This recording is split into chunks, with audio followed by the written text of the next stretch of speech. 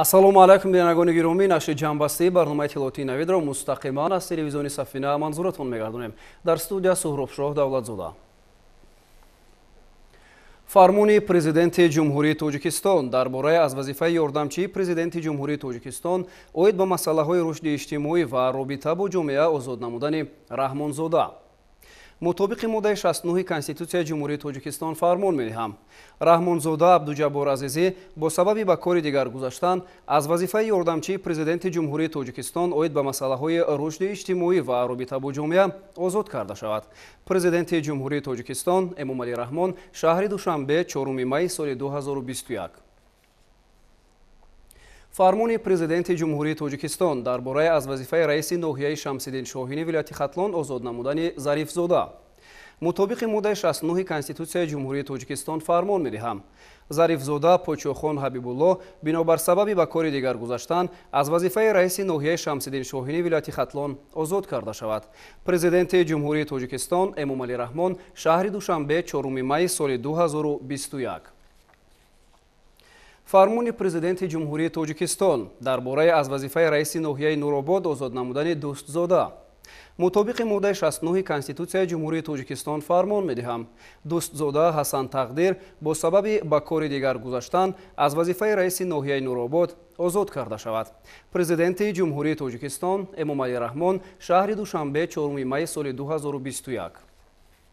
фармони президенти ҷумҳурии Тоҷикистон дар бораи сафири фавқулода ва мухтори ҷумҳурии Тоҷикистон дар ҷумҳурии Узбекистон таъин намудани Раҳмонзода. мутобиқи моддаи 69 Конститутсияи ҷумҳурии Тоҷикистон фармон медиҳам. Раҳмонзода Абдуҷаббор Азизӣ сафири фавқулода ва мухтори ҷумҳурии Тоҷикистон дар ҷумҳурии Узбекистон таъин карда шавад. Президенти ҷумҳурии Тоҷикистон Эмомалӣ Раҳмон шаҳри Душанбе 4 майи соли 2021.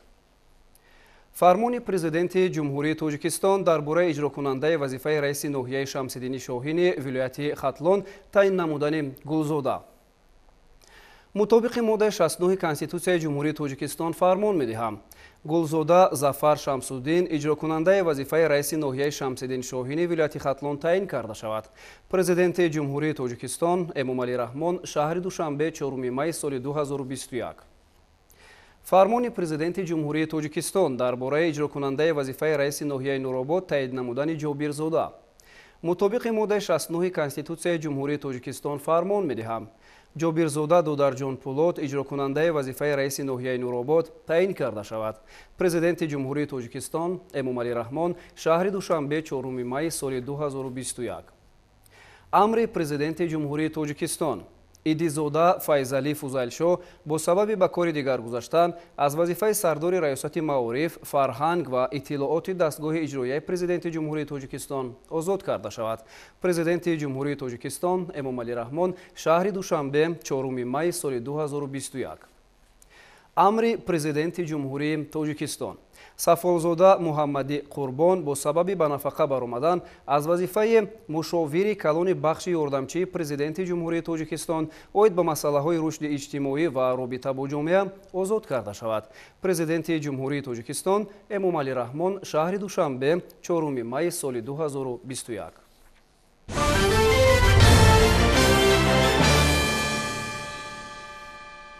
имрӯз мулоқоти асосгузори сулҳу ваҳдати миллӣ пешвои миллат президенти ҷумҳурии Тоҷикистон Эмомалӣ Раҳмон бо намояндаи махсуси Штатҳои Муттаҳидаи Америка оид ба мусолиҳа дар Афғонистон Залмай Халилзод ки бо боздиди корӣ ба Тоҷикистон ташриф овард баргузор гардид. дар рафти мулоқот доир ба ҷанбаҳои гуногуни вазъи имрӯза дар Афғонистон ба хусус раванди барқарории сулҳу субот дар ин кишвар ҳамчунин масъалаҳои мубрами минтақавию глобалӣ суҳбати пурмуҳтаво сурат гирифт. вобаста ба ин президенти ҷумҳурии Тоҷикистон таъкид доштанд ки ҷараёни рушди вазъият дар Афғонистони ҳамсоя ва пешбурди муносибатҳои гуногунҷанбаи Тоҷикистон бо он пайваста дар маркази таваҷҷӯҳи ҷониби мо қарор дорад. Тоҷикистон талошҳои ҳукумати Афғонистонро ҷиҳати истиқрори амният ва сулҳу субот дар кишвар ҷонибдорӣ менамояд, гуфтанд пешвои миллат дар идомаи суҳбат ва таъкид карданд ки дар ин зимн аз музокироти байни афғоние ки ба ин манзур сурат мегиранд истиқбол менамояд. мавзуоти дигаре ки дар меҳвари мулоқот қарор доштанд ин вазъи имрӯзаи амнияти минтақа мебошад. роҷе ба ин мавзуот ҷонибҳо зарурати таҳкиму тақвияти ҳамкориҳояшонро дар самти муборизаи муштарак алайҳи хатару таҳдидҳои муосир аз ҷумла терроризм, ифротгароӣ, гардиши ғайриқонунии маводи мухаддир ва дигар ҷиноятҳои муташаккили фаромилӣ қайд намуданд. дар ин робита таъкид гардид ки Тоҷикистон бо истифода аз ҳама зарфиятҳо ва имконоти мавҷуда минбаъд ҳам саъю талош хоҳад кард то ҷиҳати мусоидат ба ҳалли мушкилоти Афғонистон ва бозсозии иқтисодиву иҷтимоии он саҳми худро гузорад.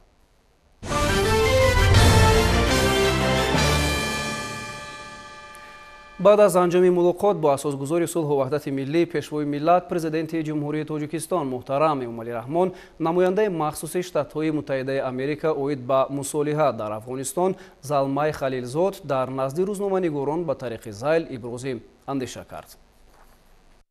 بسیار خوشحال هستم که بار دیگه به تاجیکستان آمدم. از ملاقات ها با جناب رئیس جمهور و مقامات عالی تاجیکستان راضی هستم. صحبت های بسیار خوب داشتیم. هدف از این صحبت ها این بود که چطور میتونیم همکاری کنیم برای آوردن صلح و آرامی در افغانستان و چطور میتونیم همکاری کنیم تا افغانستان به حیث یک پل رابطه بین آسیای مرکزی و خصوص تاجیکستان و جنوب آسیا و رسیدن به شهر گوادر یا کراچی برای صادرات از آسیای مرکزی و واردات برای تاجیکستان و آسیای مرکزی از اون راه صورت بگیرد. همکاری اقتصادی، مقابله با دهشت افکنی، پیشرفت اقتصادی، تجارت بیشتر و همکاری اقتصادی منطقوی و نزدیکی افغانستان با آسیای مرکزی از هدفهای مشترک آمریکا و تاجیکستان است و من از سیاست تاجیکستان، از سیاست جناب رئیس برای همکاری به رسیدن به این اهدافی که گفتم تشکر میکنم.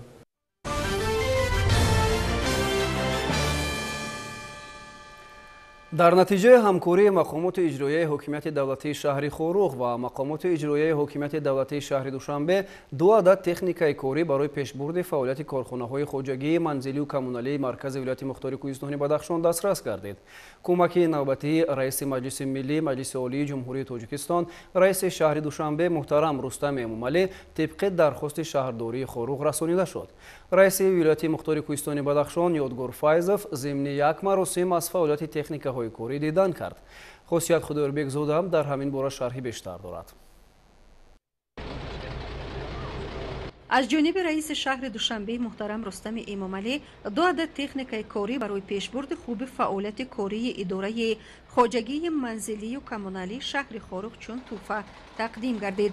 нақлиёти калони бузург ҳаҷм аз қабили хокандоз ва заминкан маъмулан экскаватор ва нақлиёти калони махсус бо бурҷи дидмонӣ ки барои насби шиору овезаҳо ва таъмири фурӯзонаҳои сари роҳ пешбинӣ шуда мебошад, дар ноҳияи Шамсиддин Шоҳин аз ҷониби намояндагони мақомоти иҷроияи ҳокимияти давлатии шаҳри Душанбе ва намояндагони мақомоти иҷроияи ҳокимияти давлатии шаҳри Хорух супорида шуданд.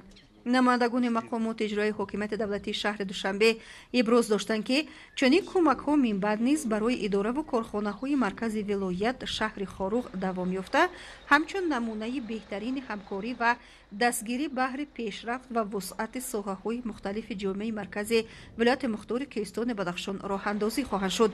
намояндагони шаҳрдории Хорух изҳор доштанд ки ин кӯмаки нахустини раиси шаҳри Душанбе Рустами Эмомалӣ барои маркази вилоят набуда, хорухиён ҳамеша аз дастгириҳо ва кӯмакҳои саривақтиву пайвастаи раиси шаҳри Душанбе қаноатманд буда изҳори сипос доранд. мо кормандони хоҷагии манзилии коммуналии шаҳри Хорух бисёр хурсанд аз он ҳастем ки بار دوم است که از طرف رئیس شهر دوشنبه محترم رستم امامعلی تکنیکا و با کارخانه کمک کرده می شوند. بار اول سال 2019 دو عدد تکنیکا که کارخانه با اون خیلی نیاز داشت، یک عدد گریدر و یک عدد ماشین آبپاشک که بسیار عمله کمک رسانیده شد و حاضر باشد دو عدد تکنیکای دیگر، یک ماشین اکسواتر و یک تکنیکای ماشین باربردار کمک رسانیده شد. در شهر خاروغ رئیس ولایت مختار کیستان بدخشان یادگار فیضف و رئیس شهر خاروغ میرزا نبات علیشیر خدابردی از تحفه شهردار دوشنبه دیدن نموده اظهار سپاس بیان داشتند. یادگار فیضف رئیس ولایت مختار کیستان بدخشان قید نمود که این تکنیکای پر اقتدار و زمانوی که امروز وارد مرکز ولایت گردیده است نشان از اقدام‌های نیک رئیس شهر دوشنبه رستم امامعلی می باشد و کمک‌های چندین کرته رستم امامعلی نه تنها در دستگیری اداره خواجگی منزلی و کمونالی مرکز ولایت بلکه در سمت تقویت ساحه ورزش شهر خاروغ نیز بسا نظررس می باشد. رئیس شهر خاروغ میرزا نبات علیشیر خدابردی قید نمود که امروزها خرد و بزرگ مرکز ولایت چون دیگر ساکنان سرزمین اجدادی به جشن ارجمند ملت 30 سالگی استقلالیت جمهوری تاجیکستان آمادگی صمیمی دارند و این دو تکنیکای کاری در سمت تقویت کارهای آبادانی و سازندگی مهم و سروقتی می باشد. از نام کل کارمندان خواجگی منزلی کمونالی شهر خاروغ با رئیس مجلس ملی مجلس عالی جمهوری تاجیکستان رئیس شهر دوشنبه محترم رستم امامعلی برای کمک تکنیکای کمونالی اظهار منتداری خویش را بیان می‌نمایند. امروزه خواجگی منزلی کمونالی به تکنیکای کمونالی نیاز دارد و سالهای زیاد کارخانه تکنیکای کمونالی از اون جمله بولدوزر نداشت و اینک خوشبختانه نه خیلی قدیم با کمک رئیس شهر دوشنبه تکنیک بولدوزر دسترس گردید. گفته شد که به شهر خاروغ به مرکز ولایت مختار کیستان بدخشان به شهری که یکی از مرکزهای رشد سیاحی مملکت محسوب می‌یابد توجه حکومت جمهوری تاجیکستان بسا زیاد است. خود موقع جغرافی شهر خاروغ نیز جالب است زیرا آن در بین کوههای گردونرس وطن در بلندی زیاده از 2200 متر از سطح بحر دامن گسترده است و با جانبداری‌های پیوسته حکومت جمهوری تاجیکستان و توجه اساسگزار صلح و وحدت ملی پیشوای معظم ملت امامعلی رحمان خاروغ زینه به زینه رشد و نمو دارد.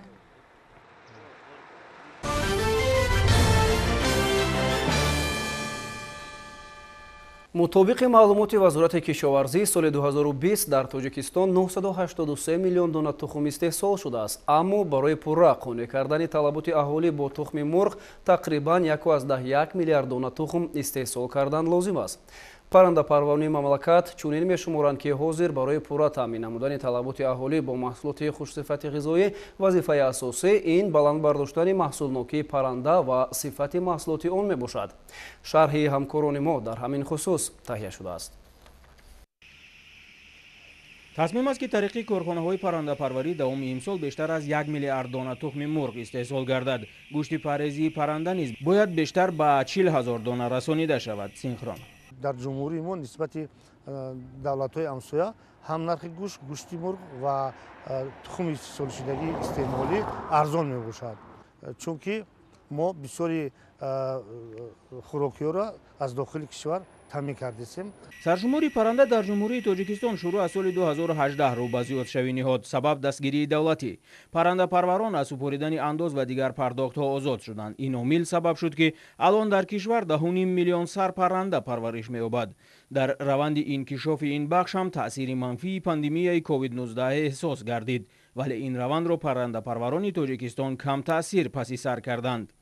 سال 2020 با کارخانه‌های پرنده پروری پاندمی کووید 19 تاثیر خود را رساند.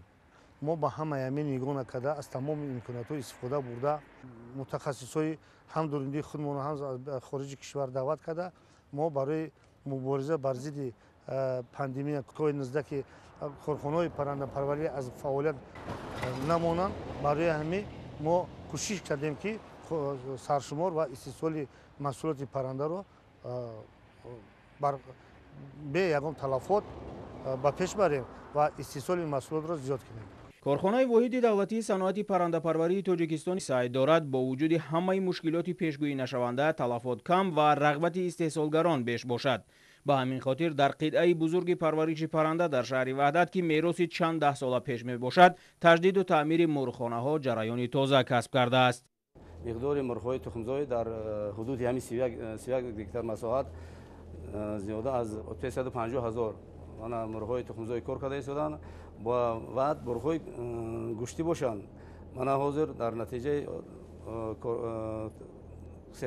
мурғхонаҳое ки ба кор омода шуданд, масоҳати дар ҳамин масоҳати 31 гектар зиёда аз 12 мурғхонаи гӯшти ана ҳозир омодаи кор ҳастанд.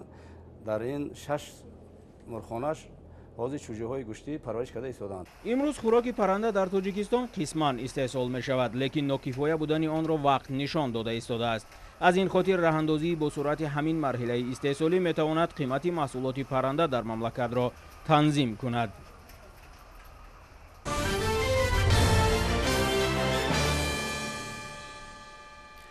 кишоварзони ҷамоати деҳоти гулистони ноҳияи восе имсол аз майдони 50 гектар замин картошка ҷамъоварӣ менамоянд. тибқи маълумоти роҳбарияти ҷамоати деҳот бо пешниҳоди мутахассисони соҳаи кишоварзӣ бо мақсади фаровонии ҳосил имсол хоҷагидорон аз навъҳои тухмиҳои ватанӣ истифода намуданд. хоҷа Назриев дар ҳамин бора иттилои бештар дорад. раҷабалӣ зиёев сардори хоҷагии деҳқонӣ ба номи комрон ва ин намояндагони ҷамоати деҳот ба ҳосили кишти картошкаи коридаи хоҷагӣ нигоҳ карда аз рӯи инкишофи маҳсулот бо боварӣ мегӯянд ки имсол ҳосили хуб ба даст меоранд. азёни ин хоҷагӣ ба қадри замин мерасанд.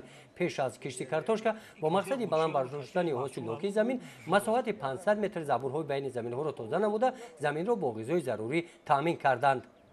мо сол якима картошка кардистем, се намуд картошка шунондаге ҷиргатол, ғончи, масчо. Хайм сол мебинем агар калом тухмиш ки ҳосили соз буда, мо ҳамун шояд оянда бо истифода мебарем, бо гектари зиёд мекунем да. Баъди ин агар худо хоҳад пахта мекунем. Пахтаи 90 рӯза тухмо хардаги тайёра мекунем иншоалло, бо ният дорем амина. масоҳати замини кишти картошка дар ин хоҷагӣ 12 гектарро ташкил медиҳад. ҳамроҳ бо ин хоҷагӣ дар ҳудуди ҷамоати деҳоти гулистон ноҳияи восе майдони кишти картошка назар ба соли гузашта 10 баробар васеъ карда шудааст. дар ҳудуди ҷамоати деҳоти гулистон мувофиқи дурнамо 50 гектар картошка шинондем ки баъзе хоҷагиҳо ҳосили нағз рӯёнда истоданд ва дар 50 гектар мо карчка шинонда ҳастем, шинондагӣ дорем. умед дорем ки ака фаровонии ҳосил чӣ қадар дар оянда мешавад, мо кӯшиш мекунем ки бозорҳоро ва аҳолиро бо ҳамин картошкаи шинондагӣ таъмин намоем. хоҷагии деҳқонӣ ба номи комрон самти фаъолияташ ба соҳаи сабзавоткорӣ равона гардидааст. дар паҳлӯи замини картошка парвариши дигар сабзавотҳо ҳам ба роҳ монда шуданд. хоҷагидорон рӯзҳои наздик ба ҷамъоварии ҳосили пиёз шурӯъ мекунанд. бо мақсади истифодаи самараноки ҳар як ваҷаб замин заминҳои шафяти ҷӯйборҳоро истифода намуда каду ва дигар полезиҳо киш намуданд. хоҷагидорон мақсад доранд ки баъди ҷамъоварии ҳосил заминро барои кишти такрорӣ омода созанд. гузориши хоҷа Назриев, Худойназар Зуҳуров аз ноҳияи восе барои барномаи иттилооти Навид.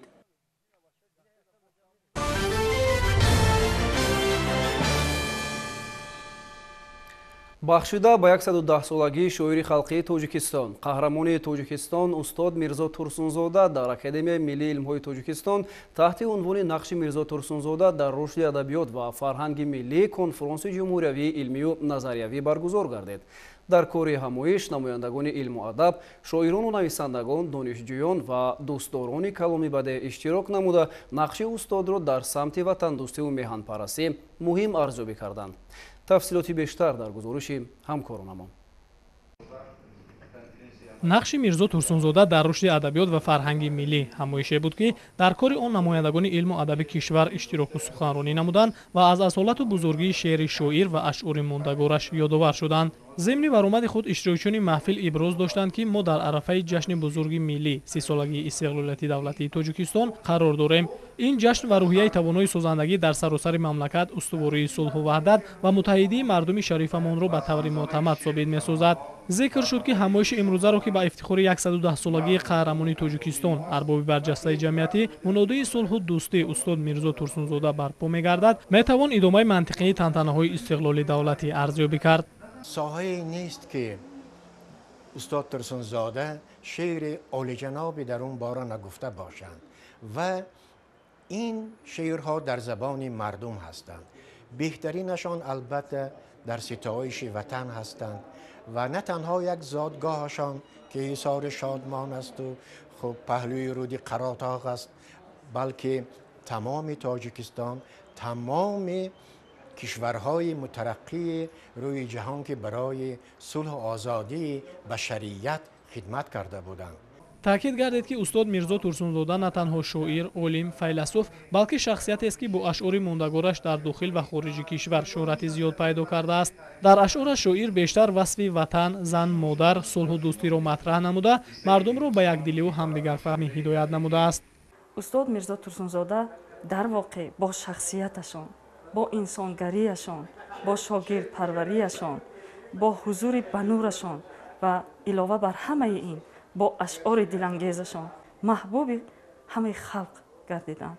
محبوب نه تنها مردم تاجیک بلکه محبوب مردمان جهان گردیدند. میراث گرانبهای ادبی میرزا ترسونزاده در دوره ما نیز به مهمترین مسئله‌های حیات جوابگو بوده. شعر او همراه مردم تاجیکستان صاحب استقلال قدم زده شادی و نشاط ما را افاده می‌کند. ابراز داشتند اشتراکچیان محفل ادبی.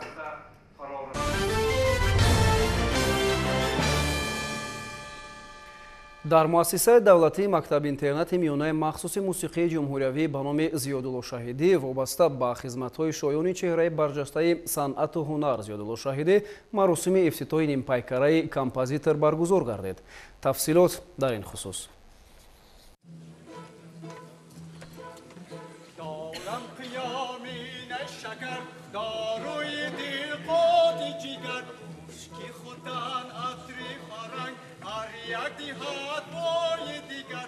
این پاره از اپرای کامدن و مدن است که اولین مراتب سال 1961 در تئاتر اکادمی اپرا و بالت به نام صدرالدین عینی پیشکش دوستداران این نوع صنعت جهانی گردانیده شد. این نخستین اثر کلان حجم می باشد که 60 سال قبل و چهره نمایان فرهنگ و هنر تاجیک زیادالله شهیدی شهرت جهانی آورد. محض به دلیل تلاش‌های بی‌اندازه برنده جایزه دولتی به نام ابو عبدالله رودکی، زیادالله شهیدی موسیقی ملی تاجیکی با ساز و نوای سیمفونی اروپایی آمیزش یافت و اپرای تاجیک هم در سطح جهانی دوست داشتنی گردید. وابسته به خدمت‌های شایسته این چهره نمایان صنعت و هنر در مؤسسه دولتی مکتب اینترنتی میانه مخصوصی موسیقی جمهوریوی به نام زیادالله شهیدی مراسم افتتاح نیمپیکره کمپوزیتور برگزار گردید.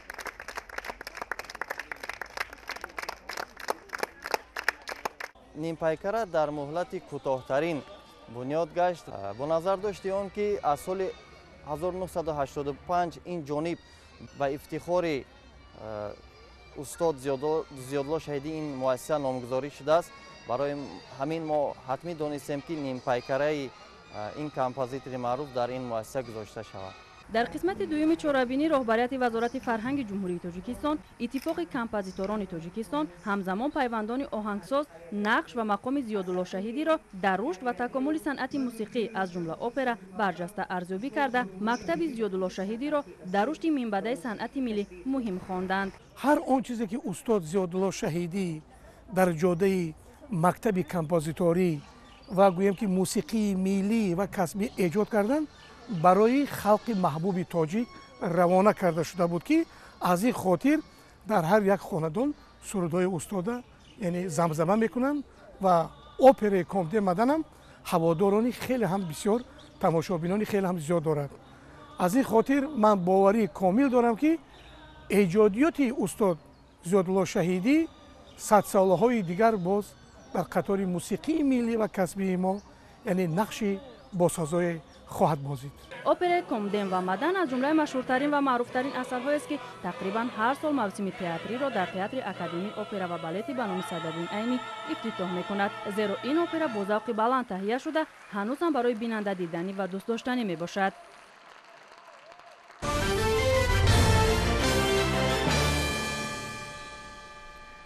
дар баробари замонавӣ шудани пойтахти кишвар шаҳри душанбе барои сокинон низ навъҳои гуногуни хизматрасониҳои муосир пешниҳод мегарданд. Сокинон ва меҳмонони пойтахт метавонанд дар баробари истифода аз хизматрасониҳои замонавӣ ҳамчунин соҳиби тӯҳфаҳо низ гарданд. ҷузъиёт дар гузориши ҳамкорони мо. پایتخت کشور عزیزمان شهری دوشنبه نه تنها از نظر ساختمان و معماری و انفراساختار شهری پیشرفت‌های چشمرس دارد، بلکه خدمت‌رسانی‌های معاصر را برای ساکنان و مهمانان پیشنهاد کرده است. از جمله در چارچوب لایحه کارت شهری یا سیتی کارت، خدمت‌رسانی پرداخت الکترونی را راه‌اندازی کرده، اخیراً افزون بر آسان‌تر کردن پرداخت راهگیرا همچنین اقدامی را پیش گرفتند که مشتریان می‌توانند صاحب جایزه‌های ارزشمند و ماه سپتامبر صاحب شاه جایزه گردند.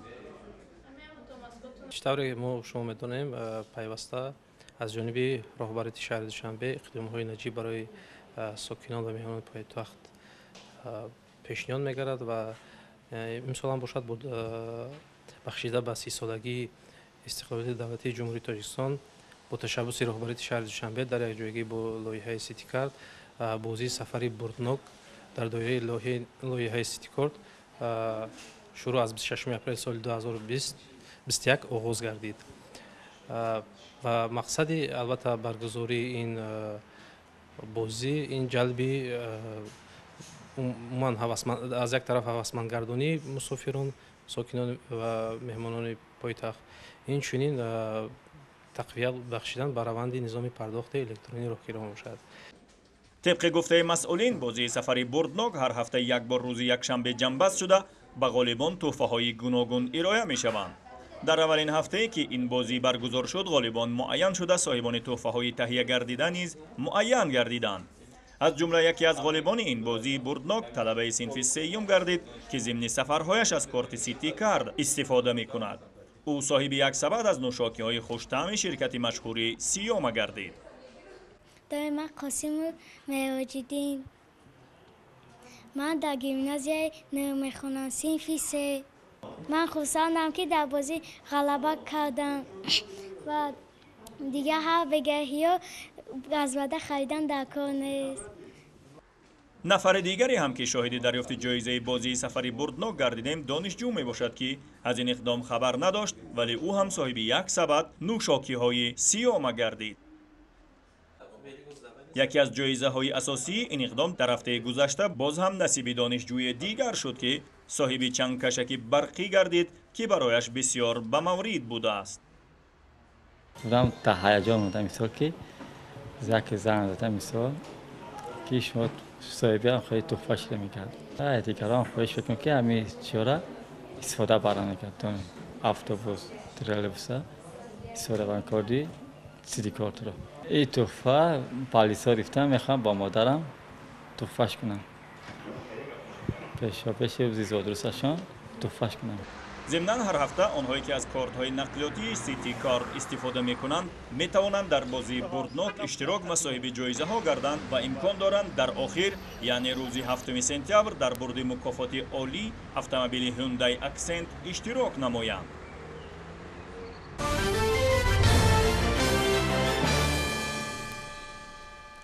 طی برگزاری تدبیر هفته علم در تاجیکستان کارمندان کسب و کار گوناگون و آموزگاران و دانشجویان همایش‌های علمی نظریوی و علمی عملی تشکیل نموده از فعالیت یک ساله خویش در پیشبرد علم و تکنیک نتیجه گیری کردند.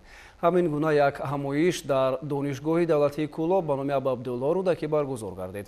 همکارانمان از رفت این چاره بینیم گزارش آماده کردند. توجه کنید. در دانشگاه دولتی کولا به نام ابابدالله رودکی همایش علمی نظریوی هیئت پروفسوران و آموزگاران و دانشجویان اوید به نتیجه گیری کارهای علمی تحقیقاتی در سال 2020 بخشیده به 30 سالگی استقلالیت دولتی جمهوری تاجیکستان و 20 ساله آموزش و رشد فن‌های طبیعت شناسی دقیق و ریاضی سالهای 2020-2040 برگزار گردید. رکتوری دانشگاه حاضران را تبریک گفته از موفقیت‌های دانشگاه در ساحه علم سخن راند و به یک قطار دانشجویان که در آزمون و المپیاده‌ها از فن علم‌های طبیعت‌شناسی دقیق و ریاضی کامیاب گردیدند، افتخارنامه و تحفه‌ها تقدیم کرد. بعد از قسمت افتتاحی مقاله‌های علمی آموزگاران و دانشجویان در موضوعهای رشد مؤسسه‌های تا مکتبی در زمان استقلالیت دولتی جمهوری تاجیکستان، وطن از نگاه میرزا ترسونزاده، تاثیر بحران مالیوی کووید 19 به اقتصادیات جهان، وضع حاضره تاجیکستان و استحصال نمک آشی در جمهوری تاجیکستان پیشنهاد حاضران گردانیده شد. در ادامه همایش اشتراکچیان به 31 بخش تقسیم گردیده در مجموع 1100 مقاله های علمی آموزگاران و دانشجویان مورد بررسی قرار می گیرند. شیرین جان سفرزاده، سیفالدین اسماعیلوف از شهر کولا برای برنامه نوید.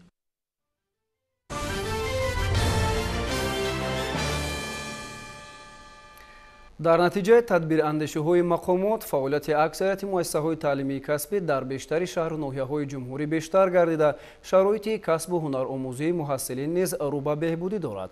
خبرنگاران ما همین موضوع را در مثال فعالیت کالج تکنولوژی شهر کنی مدام پیگیری کردند. مؤسسه دولتی کالج تکنیکی شهر کنی بودام به نام عبدالاحد قهارов دارای 3 بینای تعلیمی بوده. برای گذراندن مشغولات‌های نظروی 26 کمیته تعلیمی، 7 کمیته آزمایشی، 5 استخوانه تعلیمی، ورزشگاه، کتابخانه و دیگر شرایط ضروری فراهم آورده شده است. در مؤسسه تحصیل در شکل‌های روزانه و غایبانه از روی اختصاص‌های حسابی محاسبی، تحلیل و نظارت، منیجمنت صحوی، تامینات برنامه‌ای، کارکرد، معلومات اقتصادی و اطلاعاتی، طراحی و غیره برآورده شده. در این زمینه متخصصان ساحه آماده کرده می‌شوند. این حال در این مؤسسه نزدیک 300 نفر دانشجویان به تحصیل و کسب آموزی فرا گرفته شدند. برای از نو تجهیزاندن استخوانه دوزندگی همین کالج نیست، نقشه بیزنس نقشه خود را آماده نموده برای مبلغ گذاری به وزارت معارف جمهوری تاجیکستان پیشکش نمود و ما امید داریم که طبق شرایطی که از طرف حکومت جمهوری تاجیکستان برای صاحبکاران آماده کرده شده است و هم برای مبلغ گذاری جلب سرمایه گذاران آماده شده است، ما امیدوار هستیم که حالی با در جمهوری تاجیکستان همین گونه آزمون ها با میشوند و در آزمون های پیش رسیده ما تیار هستیم که اشتراک نماییم. با مقصد مستحکم نمودن دانش نظروی دانشجویان در کالج از آزمایشگاه‌ها و استخوان‌های تعلیمی ثمرناک استفاده برده می شود. از جمله سیخ دوزندگی از 2 حجره نظروی، مسائل شناسی استحصال دوزندگی و اساسهای طرحریزی و تکنولوژی سر لباس و 3 حجره عملی طراحی و غیره عبارت می باشد. در سیخ مذکور 12 عدد ماشین درزوزی مکانیکی، 3 عدد ماشین برقی و دیگر تجهیزات‌ها موجود است. استخوانه یاریرسانی تعلیمی اختصاصی تشکیل حمل و نقل و اداره کنی نقلات اتومبیلی باشد از یک استخوانه تعلیمی عملی و نظروی عبارت است. در اینجا همه تجهیزات و عینات و اشیاءهای لازمه فراهم آورده شده در جریان مشغولات سمرناک استفاده برده می شود. باعث ذکر است که کالج تکنیکی شهر کنی بودام در زمینه سابق تکنیکوم تکنولوژی شهر تشکیل کرده شده است.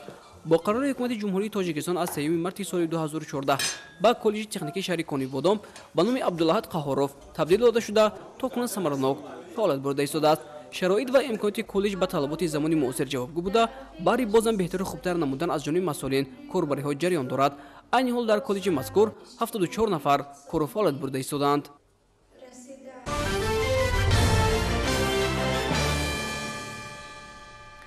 واقعا در تشکل اندیشه ملی و تحکیم استقلالیت نقش کتاب خیلی بزرگ است. محض همین دستگیری های معرفت پرورانه پیشوای ملت محترم امامعلی رحمان است که سالهای آخر ساحه کتابداری و علم و عرفان روز به روز رشد کرده ایستاده است.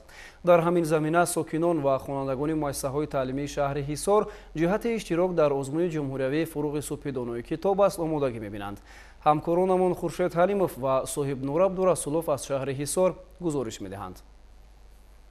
آزمون جمهوری فروغ صبح دانایی کتاب است با ابتکار اساسگذار صلح و وحدت ملی پیشوای ملت پرزیدنت جمهوری تاجیکستان محترم امامعلی رحمان مراتبه سوم است که در مملکت تشکیل و گذرانده می شود و با استفاده از امکانات و وسیله ها هر فرد کشور خاصا نسل جوان را لازم گردید که بیشتر به مطالعه روی آورند. در همه مؤسسه‌های تعلیمی شهر حصار برای اشتراک در این آزمون تیاری همه‌جانبه می‌بینند. هر روز خوانندگان به کتابخانه مؤسسه عضو کرده می شوند. راهبرای صنف خودشون هم عضو هستند. کتاب‌های بدیهی را گرفته مطالعه میکنند. خوانندگان ما کتاب‌های بسیارتر شوق و ذوق زیاد دارند که کتاب‌های بدیهی را خوانند و بسیارتر معلومات‌ها را به خود گیرند. در این کارها راهبرای صنف تشبث راهبرای صنف و مهنت راهبرای صنف هم زیاد است. خوشبختانه نسبت به سالهای پیشین خوانندگان مؤسسه و آموزگاران به خواندن کتاب زیادتر جلب شدند. در کتابخانه ما زیاده از 600 نفر شماره خوانندگان و آموزگاران اعضای کتابخانه هستند. عموما ما آموزگاران کوشش و غیرت می‌نماییم که خوانندگان را در روحیه خویشتن‌شناسی و تندرستی روانه سازیم. محض همین مهر کتابخانه بود که در این آزمون خوانندگان و آموزگاران فعالانه شرکت ورزیده صاحب مقام افتخاری گشتند. استادان در درس‌ها به شاگردان نیز توصیه می‌دهند تا که آنها بیشتر کتاب خوانند و از علم همیشه باخبر باشند. 1,500 خوانندگان ما اعضایان کتابخانه میباشند. از کتاب‌ها گرفته مطالعه میکنند. در همین کتابخانه نشسته کتاب‌ها مطالعه میکنند. ما همین خوانندگان را با مطالعه کتاب‌ها جلب می‌نماییم.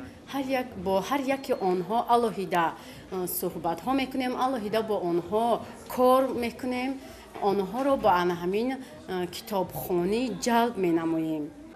ما الان کلکتیو آموزگاران دویم کوشش با آن داریم که همین صف خوانندگان کتابخوان را باز هم زیادتر کنیم و دویم در تشویق و ترغیب همین کتابخوانی در هم مجلس‌های پدر و مادر هم در جمعیت‌های پگاه روزی و خوانندگان کارهای فرماندهی میکنیم تا که همین خوانندگان رو به کتاب بیارن و مهر وطن و وطنداری در دل آنها باز هم پرتر و زیادتر گردد.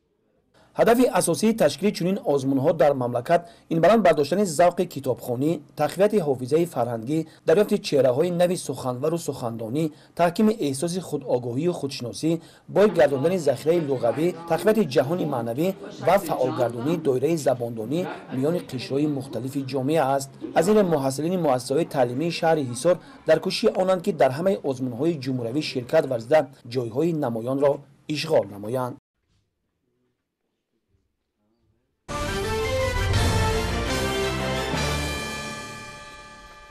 хабарҳо аз хуруҷи мамлакат. дар бангладеш ду киштӣ ба ҳам бархӯрданд. ин фалокат ба марги 26 нафар ва беному нишон гаштани чанд тани дигар сабаб шудааст.